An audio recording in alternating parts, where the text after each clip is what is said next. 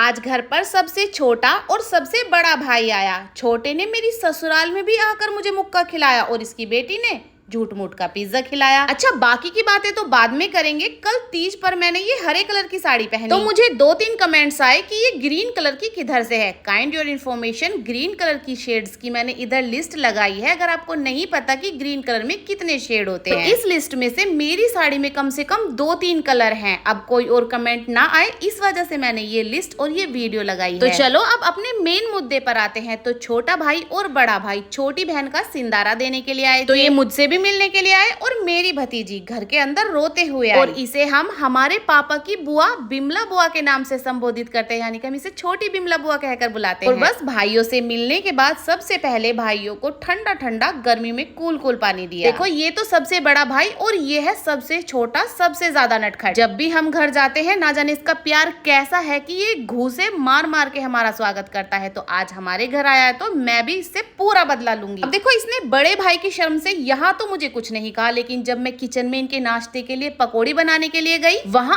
अकेले में जाकर इसने मुझे घूसा मारा। अब देखो, बड़े भाई के सामने तो मारा नहीं, लेकिन इसे ये नहीं पता बड़ा भाई और मैं सेम एज के हैं। मतलब इसे भाई की तो शर्म है पर मेरी नहीं। चलो छड्डो, हम बहन भाई का प्यार तो कुछ इस तरह का ही है। इसके बाद मैंने इन सब के नाश्ते के लिए पकौड़ियां बनाई। इतने मेरी पकौड़ियां बनकर तैयार होंगी तो मैंने सोचा कि बाकी का नाश्ता प्लेट में रख लूं। बस फटाफट से नमकीन, कुरकुरे, कोल्ड ड्रिंक सब कुछ प्लेट में डाल दे और इतने में मेरी पकौड़ियां भी बनकर तैयार हो गई। बस फटाफट से दोनों ट्रे एक साथ हाथ में उठाकर सारा नाश्ता अंदर लेकर गई। अरे चलो फटाफट से खड़े होकर बैठ जाओ, नाश्ता आ गया है। पकौड़ियों को देखकर तो छोटी बिमला बुआ भी खुश हो गई। देखो, छोटे भाई का पूरा फोकस खाने पीने पर और बड़े भाई का आराम फरमाने पर। और बस इसके बाद हम सब ने बैठकर थोड़ी सी बातें की और इधर ये अपना किचन सेट से खेलने में लगी हुई थी और कह रही थी कि बुआ जी देखो, मैंने आपके लिए झूठ मूठ का पिज्जा बनाया है। मैंने इसका दिल रखने के लिए कहा कि आपका झूठ मूठ का पिज्जा तो बहुत टेस्टी है, तो ये भी खुश हो गई। और बस थोड़ी बहुत देर रुकने के बाद इन सब ने जाने की तैयारियां कर ली। मैंने छोटे भाई से कहा, ओ चल मेरी बात सुन, इधर आ, मेरे पैर छू और चल